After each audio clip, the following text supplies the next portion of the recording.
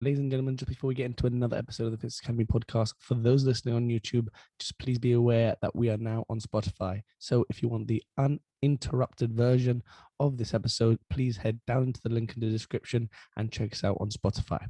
Apart from that, guys, just a reminder that we are also looking for podcast episode sponsors. So if you know a business or if you have a business yourself and you want to explore it to the masses, then please do get in touch with us and we can hopefully sort something out. On with the episode. Keep turning up, but don't turn up with the same mentality every day. Be open-minded, but just just try your best all the time. Just if you keep trying your best, there's nothing else you can do. And you don't have to do anything special to win. You just need to try harder than everyone else and just outwork everyone else.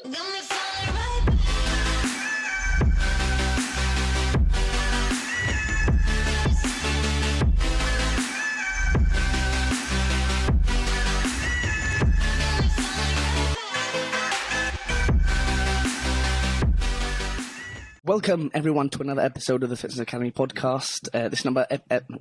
This is episode number 28. I'm here with Gibraltar's version of Steve Redgrave, Jack Pryor, rower. I'm going to get into some of his accolades in a bit, but first, a little bit of a initial question. Now I'm going to put it on the screen. Yeah, Jack. So, I've seen you in a number of different attires. Right? So, rowing suit. I've seen you in nice fancy gear. I've seen you in a swimsuit by the pool. Tranquilo. If I were to give you one, you have to wear all the time for the rest of your life, and it's a very bizarre question, and you have to think about this very, very strongly because I don't think rowing in a suit is very efficient. One piece of attire for the rest of your life. What's it going to be? Hard question. I'm going to have to go with shorts, flip-flops, short slides with socks, and... Slides and socks? Just in case it gets cold. And then I'll put a long-sleeve T-shirt. You can wear that in the summer, but not in the winter it'll be alright. Good. He's thought about that. He's thought about that one hard, eh? He's thought about that one hard. It's cool. Definitely will be a rowing suit the whole time. October weather, going in for early morning sessions. You're just like, I don't want to be here right now. I'd rather be in bed, nice and cozied up. And you're there in your rowing suit, just no coat on me. Anyway, cool. So, ladies and gents, this man has recently had some brilliant accolades happen, and I don't mean to embarrass him about it, but under 23 European and world champion, European champion first, sort of in Poland it was, and then world champ. Actually, no, sorry. And then second, it was a Prince Albert Challenge Cup in Henley, which is obviously a very, very known regatta around the world. And then obviously very, very recently, just to top it off, because he was bored, world champs in under 23 world champs in Italy. So Jack, thank you so much for coming on, bro.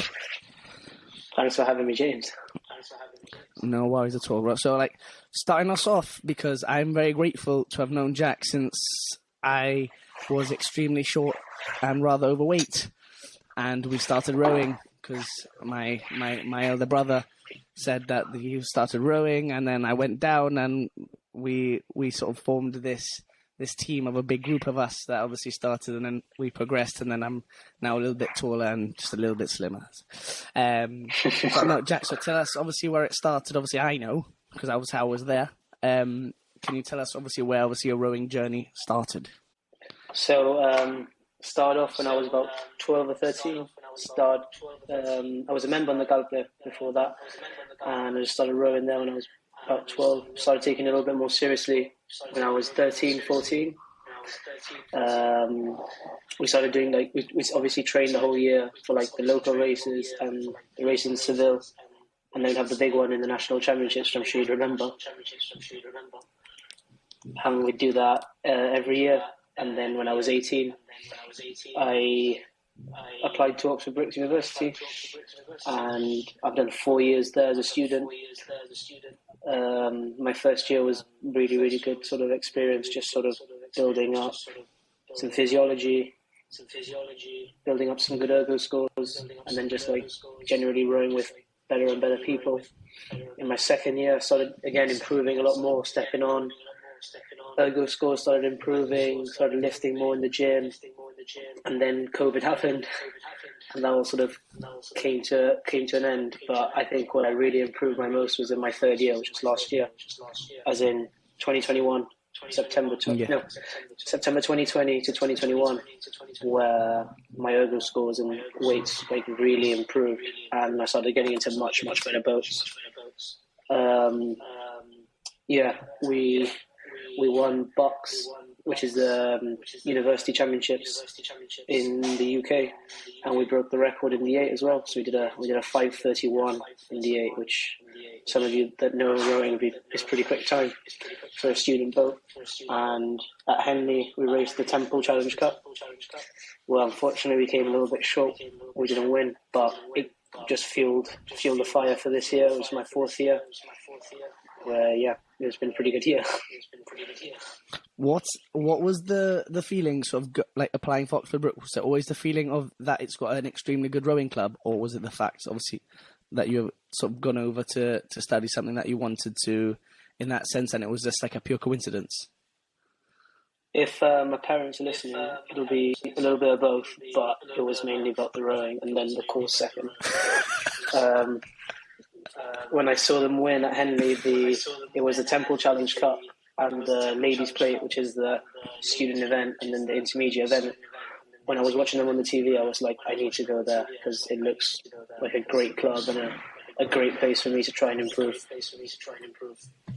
Well, that's quite rare, because I think everyone talks, obviously, and I suppose you were obviously influenced by a certain amount, but everyone talks about the Olympic Games, so it's quite rare to sort of mention such a, like, sort of, obviously no less of importance, but obviously such a little bit more of an unknown sort of entity like sort of Henley, when you're looking on TV. Obviously, it's brilliant to watch, just obviously seeing these guys rowing down like a little short stretch of river and being like, what's the point of that? It's no fun. But like, and again, we'll get onto it in a bit, but like nothing beats the feeling of sort of coming first or seeing that boat sort of in front of you, because obviously what everyone knows is it's a little bit rare sort of in that sense. Unlike other competition, you can actually see your position sort of when you are winning. So like nothing beats the feeling, I'm guessing, when you're sucking, when you're like 14, or so, it's 4 minutes into a race and you're like, yeah, this is really bad and this really, really hurts, and you see your position there. Does it help out? Yeah, definitely, especially because at Henley it's 1 versus 1. So if you're up on a boat, you're going to try and like get past them as much as you can, but then start like conserving energy for the day after, because it's like one race, like day in, day out until the final, which is on the Sunday. So if you lose a race, you get knocked out. If you win the race, you pass through. So you basically, like, what happened this year a lot was that, like, we'd be level for a bit, and then we'd, like, get past the halfway and then just start, like, slowing down a little bit. Like, they'd catch us, but it wasn't enough, obviously. It was always under control. So that was a really fun bit. Like, hadn't really experienced that too often.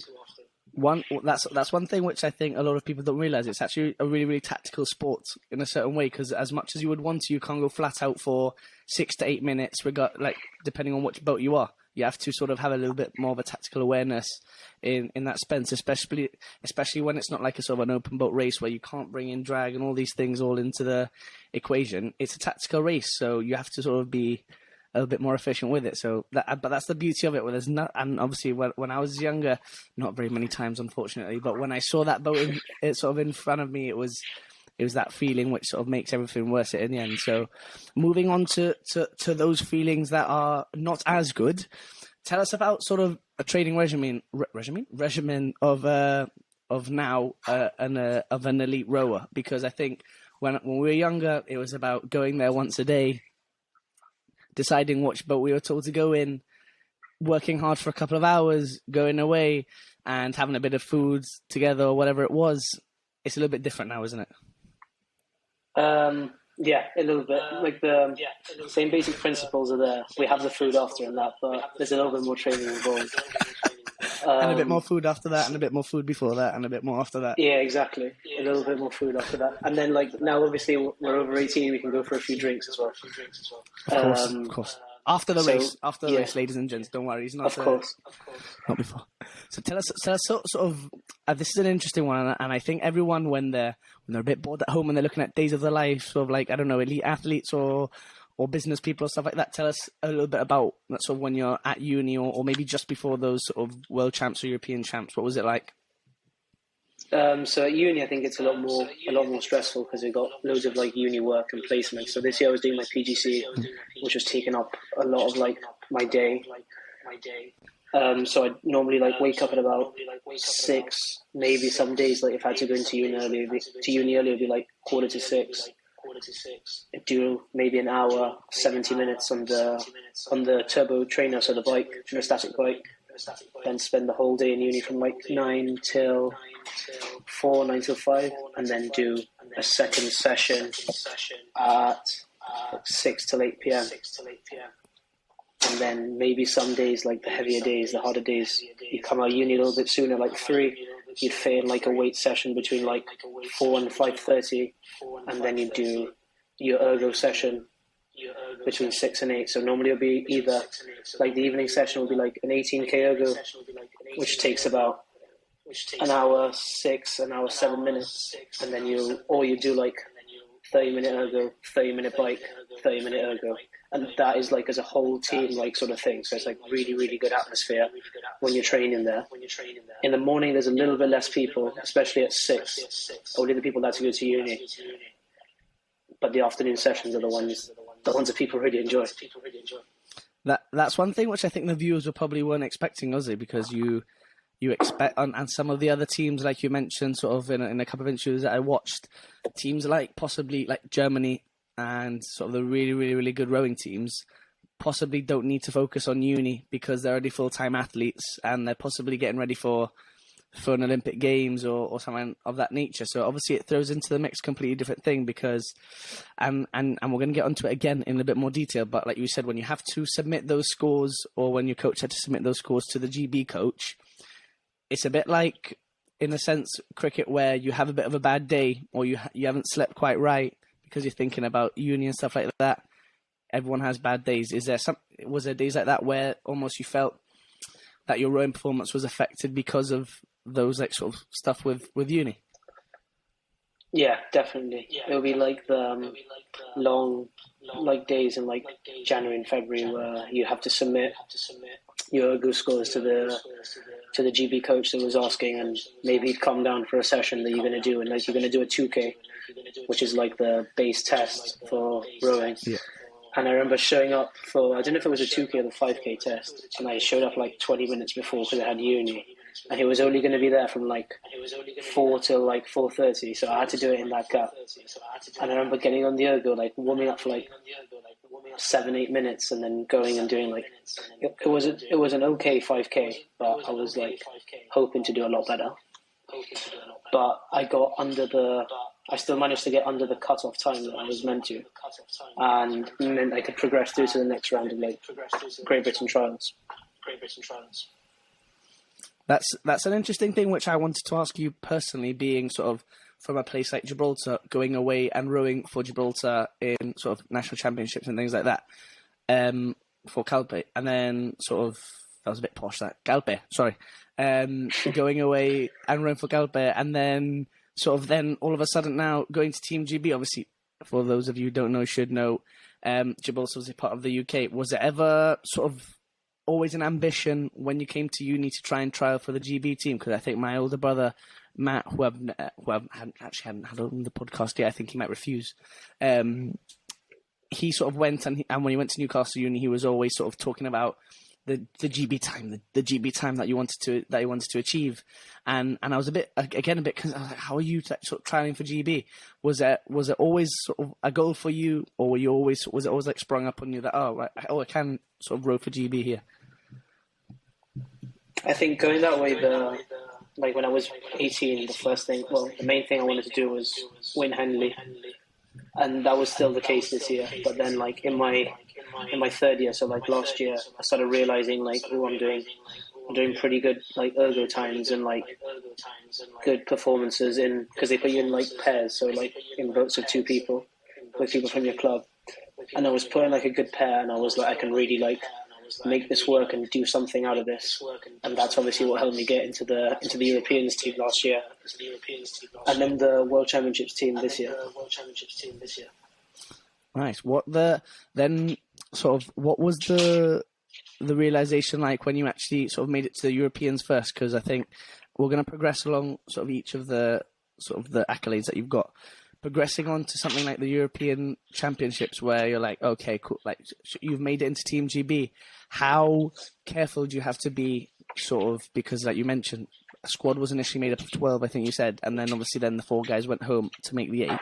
How, or I think I might have got that a bit mixed, but how sort of, and this is one thing I talk about a lot, complacency, like how careful do you have to be not to get a bit too comfortable now that the fact that, I've made these scores and I'm in this squad? How sort of careful do you have to be? So yeah, so like I'm just going to explain, like throughout the year, you've got to do like a couple of trials. You got to do one in November, one in February, and then like the real important one is like the one in April. And that's the one like we had to make sure, because you could maybe like not have such a good one in January and November. No, in February and November, but you have to have a good one in April. And we did, thankfully, and then after that they send you into like another round of racing. So that's when you start racing each other and you start mixing the boats up, and that's when you get like a general ranking from like who's the best to who's the worst out of that little pool. Okay. So it's individual first and foremost before they actually make the boats. It's like very individual based first, and then they make the boats out of sort of the 8 best rowers. Or sort of like, or they get it in like pairs. So me and like my pair's partner were in a boat, and then they do another pair, and they'll swap me and the other guy, and they'll swap someone else and someone else, and then based off those results, you get like the highest ranking and the lowest ranking. So when you're racing each other, you've got to really be on top of your game. And so they'll do a race, and they'll say in an hour's time, Jack and this guy is swapping, and then you do another race, and they'll say another guy and another guy are swapping, go. And then you do like maybe 4 or 5 of those a day. You go home, come back the next day, do another 4 or 5, go home, come back.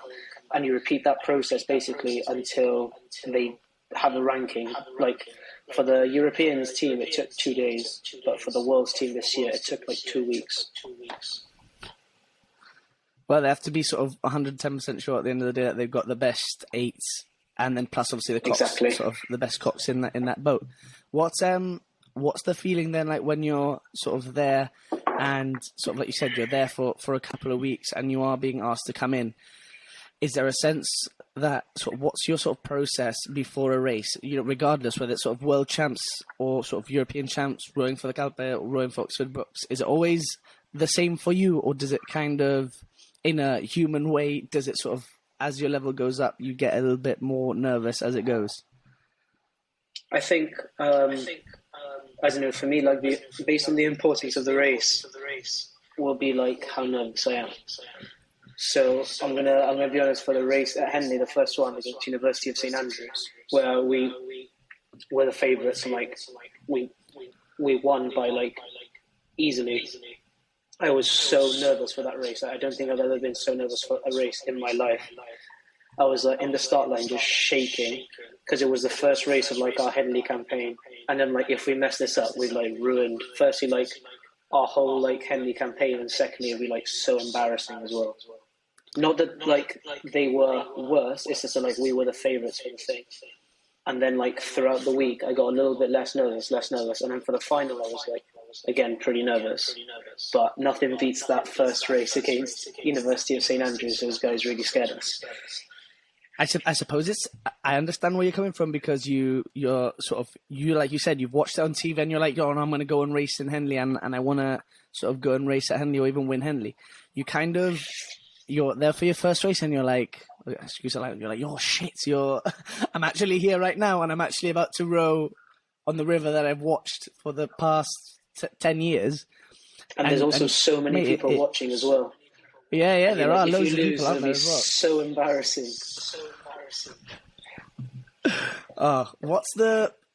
What is that feeling like then? Sort of, and in a previous couple of episodes ago, I spoke to sort of an Olympian, sort of Joe Pryor, who was at Cardiff Met with me, and he kind of mentioned how it's kind of impossible to block out the crowd, but you kind of have to like zone in. How difficult is that when you're in such a technical sport? I'm not saying that running is not technical. If Joe's watching, he's going to kill me.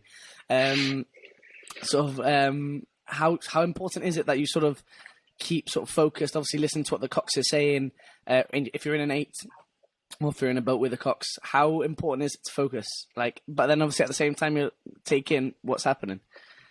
So this is where like the first few days of Henley, like we went a few days before and started like paddling around there because there's like so many distractions. There's loads of people, loads of boats, people shouting at you, heckling at you.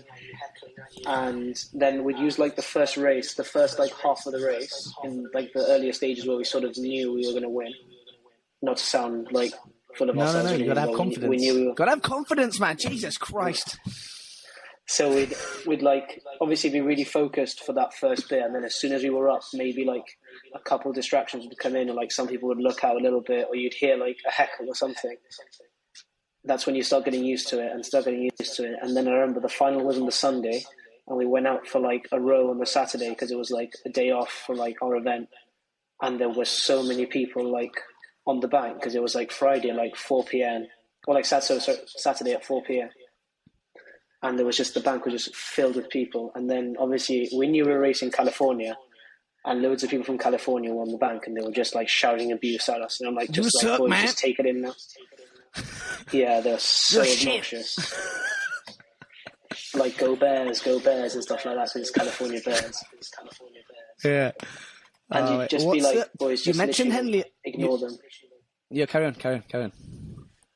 And like we'd go up for the paddle, and then on the way down, like you'd practice that. You'd just be like literally listening to what the cox is saying, and just eyes like completely focused on the guy in front.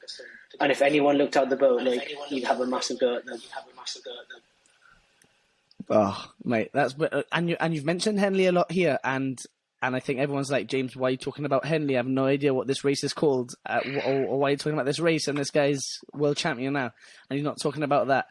What did, and then obviously it's a bit difficult to say for the European champs, but did winning Henley give you a better sort of amount of confidence going into something like the World Championships? Because I know for a fact, like playing cricket in Jib or playing cricket sort of at Cardiff Met or for Swansea, like in a league that it is, and then going to play for Jib, I am way more nervous sort of playing for Jib. But then if I've done well for Swansea, I know that I'm going to do well for Jib, and then like it gives me a bit of confidence, vice versa. Is it the same thing for you? Yeah, obviously that's normal. But I'd say that winning Henley gave me and like the boys that went from Brooks to the like World Championships team a lot of confidence for like the seat racing that we had, because there were a lot of like other people that had to come in from like other unis and that, and we knew that we'd beat them at Henley, so we're probably going to beat them in the seat racing. More for the like World Championships is a bit harder, because obviously the World Championships, I don't know anyone from Team USA, I don't know anyone from Team Australia, Germany, Romania. I know they're all huge, and like you can look at their Instagram as much as you want, and you can see that some of them, like I know one of the guys from Australia went to the Olympics, and then all the American guys are all based in American uni. So I'm like, oh, they'll be strong, but I have no idea. So I think the confidence you take is from like the confidence that we took was like from our own bow and like the times that we were doing and the power we were producing in England, and that we took that over into like Italy. How important is it then to like sort of focus on yourself? Because like I told you, or like I told everyone, you have a bit of a sense when you're rowing in six lanes, in a final, for example, and you can literally see every single boat beside you when you're lining up, and then you start racing. How important is it? And you just said you would have a go at someone if they sort of looked out. How important is it, and how much do you focusing on your own boat, regardless of the tempo? Because obviously it's a coxer's job to be looking at where the boats are, sort of in tactical comparison to that. But for yourself, how difficult is it to kind of not like sort of take a quick like glance over and be like, oh, we're doing all right? It's so tempting, especially like when the race is close. So in the World Championships, it was pretty close. I'm until like 750 in. Especially in the beginning, you were like down. Australia were like up on us. So I have my glasses on, obviously, so they can't really see. So I'd maybe tilt my head a little bit and look like the corner of my eye. I can see that I'm nearly level with the guy from Australia. So I'm like, okay, we're fine. But then if the guy in front would like just so turn his head and have a massive go at him. But I could do it, but he couldn't. Just like, Jack, focus. Yeah, and as soon as like you start moving away from them, like you can see in the corner of your eye. Yeah. You don't even have to look. You can see in the corner of your eye, like, okay, Romania are there, Germany are there, USA are a bit closer than like the others, but we're still ahead. What is it then? Sort of, and by the way, ladies and gents, rowing race sort of like Jack competes in is 2 kilometers long. So, and then obviously by like 750, he meant like they have like intervals of like 250, and then along the banks they'll have like 250, 500, 750, 1000, and they'll progress from there. How, again, we talked about complacency before. When you're 1 kilometer in and sort of you can see the boats in front of you and you are in the lead, how important is it to not get complacent? Because I think I saw, and I'm a big fan of the Olympic Games, and every single time I watch the rowing, there's always 1 or 2 races where an absolutely unbelievable comeback has happened in the last 500 meters where they've actually ended up losing the race or even not even medaling because sort of they've had this confidence and they've gone in. Obviously, you're going to be absolutely flat out, but how important is it to sort of rein yourself in and be like, boys, like, let's not get too confident here. We've still got 1,000 meters to go. So one thing that Brooks do really well is they have telemetry on the boats. So it means like it literally measures your power every single stroke. So if the coach like gets the data back, the afternoon after the race, and he sees that like, oh, why has Jack gone easy in the last kilometre of the race? They'll just chuck me out the boat and put someone else in. So you're literally like at Brooks, it feels like you're racing yourself all the time. Because like you're racing and then you're ahead, but like you don't care because you want even harder, in order to like put you up the rankings. Because if you can have like one bad race, bang, you can drop like 1 boat, 2 boats. Yeah. But if you have one good race, you can jump up 2 boats. So like the competition is like really, really intense. So you're literally racing like yourself and you're pushing yourself every single time. How? And please do share, if you don't mind, like sort of like if that's, has that actually happened to you before, sort of where, like I said, everyone has a bad day and you can have a bad race and drop that. Has that ever happened? It happens more often than I want to admit. Yeah, it happens all the time. Yeah, it happens. It happens like every couple of races. It just depends literally on like how you're feeling, how you're like. It's really like hard to explain, but like how you're putting the blade in and how you're working has a massive effect on like how you're affecting the boat. So if you're being ineffective in the boat, he's just gonna move you down 2 boats, and you just got to get on with it and try and work your way back again. Is it that quick, sort of like, all right, cool, it's happened, and then push on? Or because I know when I was a lot younger, possibly I'd already left rowing, but I started every single time I had like a bad sort of cricket session or I had a bad sort of training session in the gym or whatever, I would always used to hammer myself and be so pissed off for the rest of like sort of the day. Did it take you that time to kind of be like, look, it's happened, move on, or were you very much like, did you sort of like let it affect you for a couple of days and then you pushed on? I think when I first joined, you take it like really personally. You'd be like, oh, coach doesn't like me, he's moving me down the boat. But then like as you get a bit older, you realise, okay, I need to maybe do this a little bit more effectively. I need to put my blade in a little bit more effectively. I need to use my body weight a bit more effectively. But at the same time, like as you get older, you don't want to get beaten by people that are younger than you. So it's like it's a bit tricky. Like, obviously this year I'd handle myself quite a bit, but again, as soon as you get back in the boat, you should just work as hard as you can and push as hard as you can in order to work your way back up again. Do you think they get to a stage where it was like a release of anger, just going for it as hard as you can, and just like proving to him, like, no, that's not me. Yeah. That's not what I'm capable of doing. I can do a lot more, a lot better. And then you got to show him, like, you can't show him immediately, but he'll see it after. Yeah. It's incredible you say that, because I don't know if you've watched, but a few sort of I think it might have been a month ago now, I was left out of the Gibraltar national team for the World Cup qualifiers, and I wasn't even put in as a reserve. And we had a couple of games in Gib, and I did really, really well, and I got added as a reserve. And then I'm there, like sort of as soon as I found out, I had an absolute massive go at the captain and the selection committee, like saying how how bad I thought it was in the fact that how some people had been selected or not in a ungrateful way, in a productive way, because I think it's, and I'll ask you now in a sec, that you need to understand like how much you're worth in regards to how much work that you're putting in, and it shows in the results. The most amazing feeling is that, and unfortunately was at the cost of our vice captain who got injured in a warm-up game beforehand, but I ended up actually going and probably doing putting in the best performances I ever have for Jib. And the feeling that I got after when the coach sat us all down, the captain sat us all down in this ring saying, and then he pointed at me and he said, "You've been phenomenal this entire week," and sending me a message later saying how I proved myself and things like that. It's so much more of a better feeling, in my opinion, than actually doing better for Gibraltar, because you know that despite the bad decision, you've like still proved, maybe not, and I don't like to say prove someone wrong, but proved yourself right. No? Exactly, yeah. When I get moved down a boat and then the boat that I get moved down into does well, or gets really close to the first boat, or really close, if I get moved into the second boat, the third boat, the fourth boat, whatever, as soon as like that boat starts doing that, I've proven to you that I'm making a massive difference in this boat. And then maybe if it's like, it's even better when you and someone else, like one of your mates, moves down with you as well, and you're like, together we're going to make this boat even better, even faster.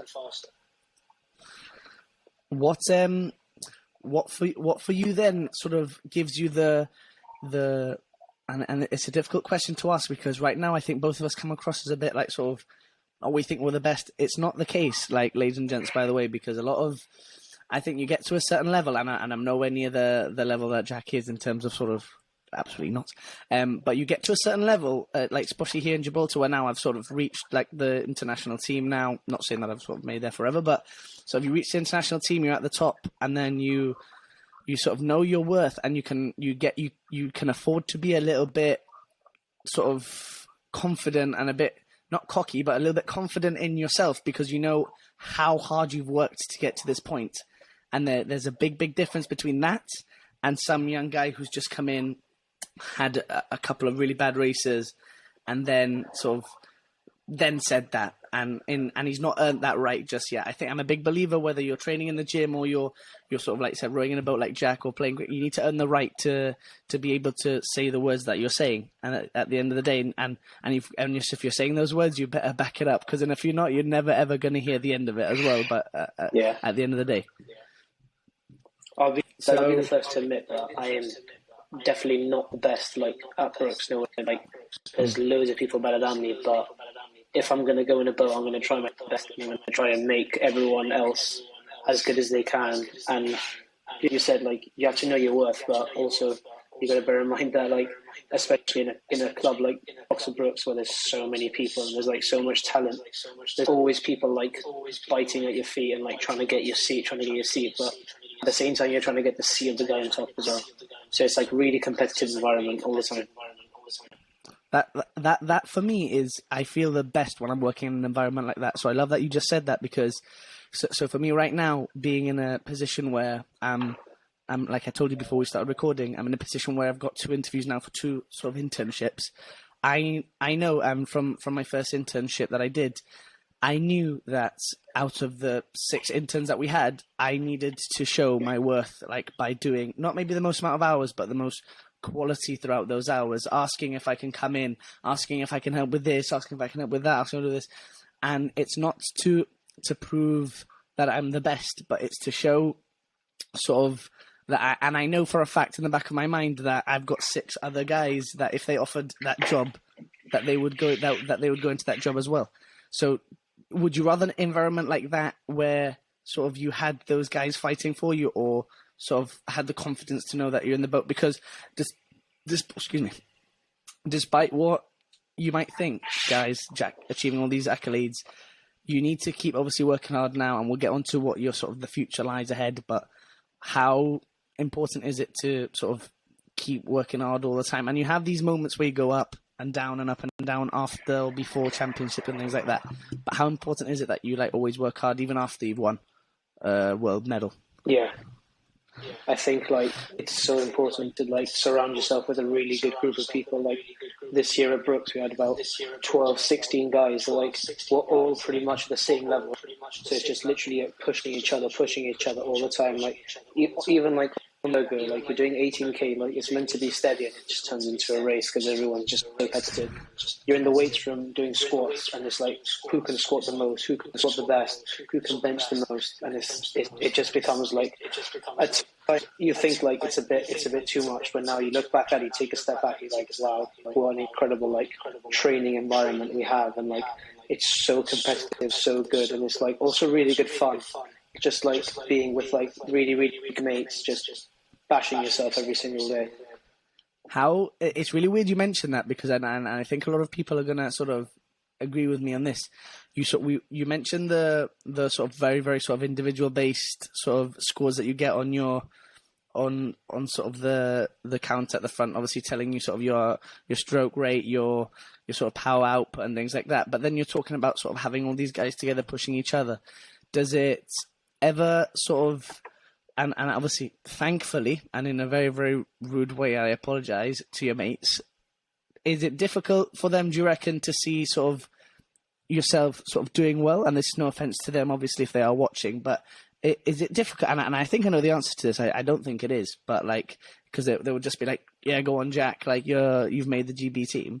Is it difficult, do you reckon, when they've been putting in all that hard work as well? Because like you said, you get dropped down boats, you maybe don't make selection. Do you ever have to sort of be wary of that, and that the fact that you've got 14 mates, but in your case, only 8 can actually make the cut? I lost you there at the end, but I think I got your question. Yeah.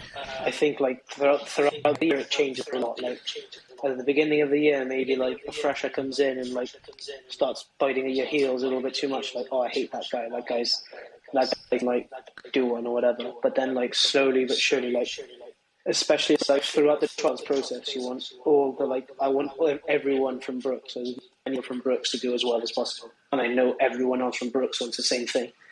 In like other clubs, they'll maybe like, oh, I don't want this guy to go and I don't want this guy to go in. But then like, unfortunately, at the end of like this year, in the final trial, there were like some guys from Brooks that would have to race each other. So it'd be like maybe one of my best mates against another one of my best mates. They'd have to race each other for a seat in like the world champs.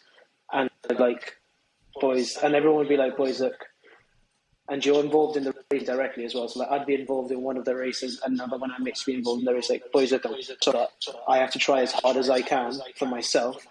And then like I was being swapped against another guy from Brooks. I'd be like, I'm really sorry, but I want you to get in, but I'm going to try and beat you here. And he'd literally say the same thing to me. He's like, I'm going to try as hard as I can and beat you, but like as soon as we get out the water, we're like friends again. Like we just get on with it. But yeah, I think it does get really competitive at times, especially like if you're fighting for like the last seat in a boat, and then you could develop like this with someone, but then like slowly if you take a step back and look at what the coach was doing at the time, he's like, maybe he was putting this guy in this boat for this reason, and this guy in this one for another one, to strengthen it a little bit in like this area. And then you realize, especially like when everyone does really well, you realize like what he was thinking the whole time. It happened this year. Like I wanted to be in the temple boat this year, but he put me in the so the temple boat is a student 8, and he put me in the student Cox 4. But when the student 8 won at Henley, they raced before me, like 4-5 hours before me. I cried of like how happy I was for them, because I was so happy for them. Like I really wanted them to win as well, even though I really wanted to be there in that boat and win. But I was so happy for them to win. And then I just have to like say to the boys, and be like, it might be like, now we've got to follow up and win as well. So like the whole club wins. That's brilliant. How do you reckon? And this is a question I just thought of. Do you reckon the coach, in a sense, where he knows, right, I've got 8 lads from Oxford Brooks, and I've got 4 lads from Oxford, and then you're like, let's put these two, like they've got similar scores, but let me put this Oxford guy in a boat with Oxford Brooks guy and see sort of how they gel together, or vice versa. I'm going to put sort of these two guys who potentially even might not be close, but they're racing against each other and they know that they're close. Let's see how they react to each other, whether their scores improve or whether they don't improve. Because it's such a mental game where, on paper, you've had this training block and you achieve this time on an ergo, and then you get out on the water and your time gets 10 times better because you're racing against your mate and you know that you want to do well and you want to earn a spot on the team. Do you reckon that's a sort of something which he considers as well? Because at the end of the day, and you mentioned how individual it is, but we all got to understand that at the end of the day on the start line, when it comes to it, you're eight guys for one team for one goal, no? Exactly, yeah. So, like, there's definitely, like, a lot of the time, even at Brooks, like, he puts people together, like, that might not get along, like two random people together, see if it, like, works. But then, like, in the GB trial, sea racing, I don't really care if I get put with a guy from Oxford, if I get with a guy put from, like, Newcastle or Leander. I'm going to try my hardest because I need to get that seat, or I want to get that seat in that boat. And I know it's the same with them, so it's in both your benefit to, like, work together and make it work in order for you both to, like, maximize chance of getting in. That's brilliant. And we talk about being a team, and this is really, really, really, really important for me to mention because I've seen this firsthand, and I absolutely loved it when I saw a photo the other day. I think it was on your story on your main page.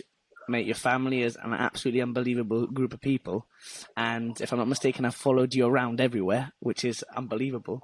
How important is it to sort of have a support network outside of rowing to help you? Because I know for a fact that the most important thing for me, regardless of everything, is my family, because I know I have, again, excuse the language, a shit day at work, or I have a shit day at school, or I have at uni, or I have a shit day in general, that I know that I can go home and that resets straight away because I know that I have a conversation and it kind of blanks itself out. How important is that to have, like, sort of outside? Because you can have, and I'm a big believer in sort of splitting that up, because you kind of need to have a bit of time where you sort of, right, click off, no more rowing.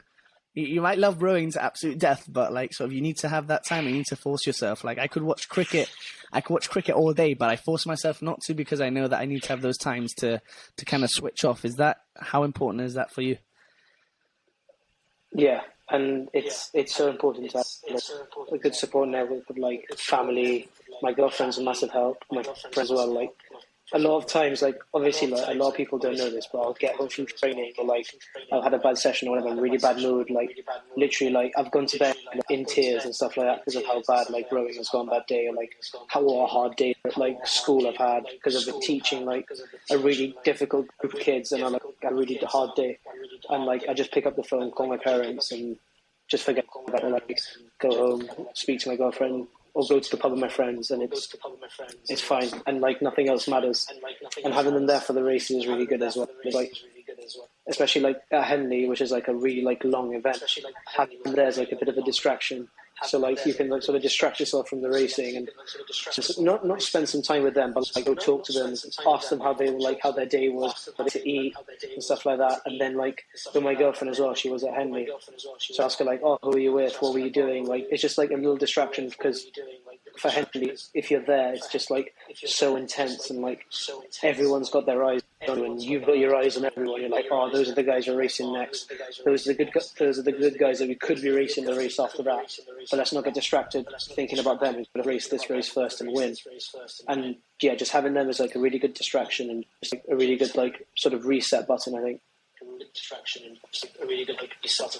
So for me, one of the best videos I've ever watched is actually of Team GB. They were training, I think they might have been training in Sierra Nevada or something like that, in the mountains. They were doing some altitude training. And one of these rowers, like, completely broke down because he said that he had been to London, or he had been to Beijing or something, and he hadn't actually he's put in all this hard work. He doesn't have actually anything physical to give them because he hadn't won a medal. For you, winning sort of Europeans, Henley, or World Champs, and then you saying, like, there you go, does that fill you with more pride than actually sort of winning the medal and having it putting up on your wall? And definitely, like, the actual, like, build up for the race is, and the build up for, like, the competition. I remember Europeans, it was, like, my first international competition. So, like, Europeans is, like, the level below World Championships level. As like I was obviously like really nervous because my first international race for Great Britain, and just that 2-week build up of it, and like going there, seeing Germany and seeing Romania, you're like, wow, this is like so cool. It's so much better than like the actual medal that you get. Like the actual medal you get is nice, but like it's the journey. I know it sounds like pretty cringy in that, but like it's the journey before. That like with maybe with the Europeans thing, it was like I was made some new friends and stuff like that. And it was really, really cool. And then with the World Championships as well, as like those 2 weeks were like honestly the best 2 weeks of rowing that I've ever had, because like firstly the rowing was really good, and there was such good group of lads as well. So I was like, really, really enjoyed that 2 weeks, 3 weeks we had together. Mate, that's brilliant. And then so one thing for me, and you mentioned about the journey, for me is sacrifice, because a massive thing which I think a lot of people don't see, and they see they see a race, and I was thankful enough to be able to catch the race on the stream, and you see the race and you see that 6 odd minutes of racing, but for myself and some other people obviously that we know who have rowed before, you understand, but and maybe for myself a bit more, because obviously I do sport for a living, I do sport sort of at uni and everything. How, for the people that don't know, what are some of the sacrifices that you have to make, like sort of maybe not coming back to Gibraltar because you have to travel with Team GB, being away from your family for a little bit longer, the early mornings, things like that? Yeah, it's a lot of sacrifice. It's 2 sessions, maybe 3 every single day. And then you get 1 day off, but maybe a day off if you want to improve, so you go into the gym and do a little bit of weight, stuff like that. So you're literally just like training all the time. And then for Christmas, I remember I'd come for Christmas on like the 3rd of December or something like that. So I'd miss like those 2 weeks before Christmas, which are really, really fun. Everyone's in gym going out, and like all your friends are here, going out for dinner, going out for lunch, stuff like that. And then I'd leave on like the 3rd of January. And then you'd spend the whole of January all the way until July. And then even like in last year's case with Europeans is September. I spent all of summer in the UK and then raced in September, came back for like 5 days to gym, and then went back to the UK again for like a massive stint from there to Christmas. And I've missed like so many birthdays, so many parties, so many summers, but yeah, I think it's worth it in the end. Not because of the medals and that, because of like even last year for Henley, like that project and that year was like so much fun, and it was so intense. Even though we didn't win Henley, it was still worth it to me. And this year's Henley project was like, it was really short because like it came together the week before the race. The boat wasn't picked until the week before the race, and just that like boat being like in that smaller crew, it was just so much fun for that week and a half we had together, something like that. Mate, that's incredible. Like for me, like you said, and you don't mention medals, but do you have to kind of, what for you? Because like I spoke about it in the podcast I did that released last Sunday. So obviously this one will come out on what's it today? Sunday 15th, whatever it is. That's terrible mathematics in my head. But like 13th or 14th, 15th, whatever Sunday is. And I kind of spoke about like intrinsic motivation from like having a time or having like a certain feeling about something that you've done versus like the extrinsic motivation where, and this is A-level PE, remember Jack? This is like A-level PE back in Bayside. And then you have your extrinsic stuff, you have your medals, you have your, I don't know, the financial value of something and sort of, and these various things. But for you, is it all intrinsic, or are you like, no, we're going to get that gold medal, and I'm visualizing being sort of placed a medal around my neck? Is it all intrinsic for you, or do you have to have those spells where you think about sort of the extrinsic motivation, but you're purely intrinsic? Because I think, and having a talk with myself, that sounds really weird. Having a chat with myself, you've gone again, but I'm going to carry on. Like sort of with that, do you like sort of? Do you think that you can have both types of motivation? Huh? You can still hear me, yeah? Good. I can still hear you, yeah. I think when you're in the moment and like when you're racing, it's purely extrinsic. You're not thinking about like the journey, and especially like for Henley, like we were so driven to win Henley like the whole year, even from last year, like last September. As in 2020, we were so driven to win Henley. And then obviously this year was like ridiculous as well. Like it was literally just like Henley talk all the time. We need to win. And then when you're there as well, like, oh, I want to win that. Like for Henley, you win this red box with like a medal. So like, oh, I want to win that red box. So like, I want to beat those Americans because like they said something to me last week, or like they said something to me a couple of days ago. But then like, if you think about it, like a few weeks later, you forget about the red box, you forget about the medal. You think about like what a good journey it was, like intrinsically, and that's what like you're searching for. It's really weird because like you're thinking extrinsically all the time, but then after you're like actually like the 2 weeks before was pretty decent. That's incredibly fascinating. I would never have thought that you're sort of in sort of the moment and you're thinking about sort of, you don't think about that journey, because I would have thought about that. That's what it's all come to, isn't it? They all talk about it, like everything that you've done, all those 3 sessions a day for the amount of time has all led up into that time. So do you have to almost force yourself not to think about the journey, or is it just like it's like automatic and I think about it anyway? I think it's you have to like force yourself not to think about it. Like when we're doing like a 10 rowing machine on the ergo, like the cops that's at the back will shout like, oh, red box or something like that, or like maybe he shouts like let's beat Washington, let's beat California, something like that, and that gives you like so much extra motivation to just push a little bit harder, to get a little bit deeper. So that's, you're like always thinking extremely in the moment. It's now that I think of it, it's probably not. It's not healthy, but it really helped us. Do you think it's individual though in a certain way? Because I think sport is so individualized in the fact that people deal with things and they think about things in different ways. Do you reckon you are completely different to a certain mate of yours who probably thinks, no, I'm going to make sure that all of these early mornings and all of these sort of late nights are all worth it? Do you reckon it's different depending on different people? Yeah, I think it does, definitely. All people are more, especially when they come to like Brooks, they're like very individual. But then like as they're here for like a bit longer and spend a few years here, they realise it's like it's a whole team. And if the guys at the bottom, the guys at the top wouldn't do well, because the guys in the middle wouldn't be able to push the guys at the top, and the guys at the bottom wouldn't be able to push the guys in the middle. It's like a constant like cycle of like pushing each other. And they say it here, they say it at Brooks, and like, no, everyone here is replaceable. Like, you're not God's gift to whatever. We can always find one just as good as you or better than you. So we can train someone to be better than you. So you need to keep on your toes and keep pushing yourself every time. What an amazing mindset to have that, and obviously that you've been able to adapt to it. Cause it's a bit like kind of throwing what's the expression? It's like throwing something in water. Let's see if it floats. Like, well, I don't know. Anyway, a small fish in a big pond. I tell me, that's it. That's the one. And obviously, you'll either have the people that adapt to that, like yourself, and go on to higher honours, or you sort of have the people who kind of, and I don't want to sound insulting here, but you have the people who kind of give up. It sounds really, really terrible to say, but you have the people who kind of give up, and you have the people who kind of maybe fair enough go, it's not for me, but sort of.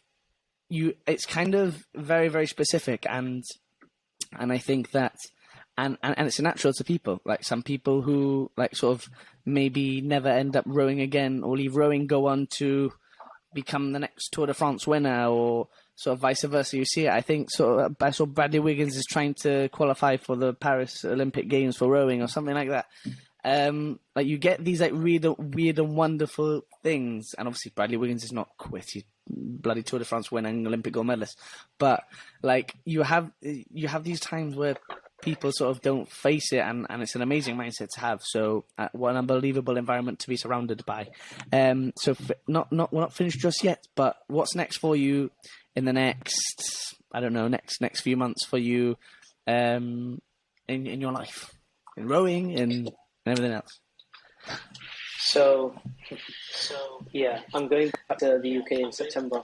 I'm going to be working part-time there, so in order to be able to be with Brooks full-time. Even though I'm not a student next year, Oxford Brooks Boat Club isn't open like rowing club. You don't have to be part of the uni to row there. So there's like a big group of like non-students or people that are in eligible for a few races in Henley, like student events at Henley, that are going to be at Brooks, and we're going to try and like do the like harder events at Henley, like the non-student ones. So it will be like the visitors and the ladies' plate. So the visitor is a 4 and the ladies' plate is an 8. So that will be like the project for next year. And then in terms of like GB stuff, I'm not under 23 next year, so it's going to be a bit tricky to get into the team. Which, it is definitely not going to happen this year, or might not happen ever. But you've just got to keep like plucking away day by day and just seeing what happens. So definitely the focus this year is with Oxford Brooks, and I'll still go to the trials if I can still get the cutoffs and stuff like that. But yeah, the focus is definitely Henley for Oxford Brooks. Well, that mindset, mate, I don't think there's a cap to what you can achieve, mate. So obviously, hopefully, we wish you the best, and I'm sure you will do your absolute best, mate. So a little bit of quick fire just before we finish. Can you hear me? Yeah, I can hear you perfectly fine. Can you sound as day? I lost you there. A little bit.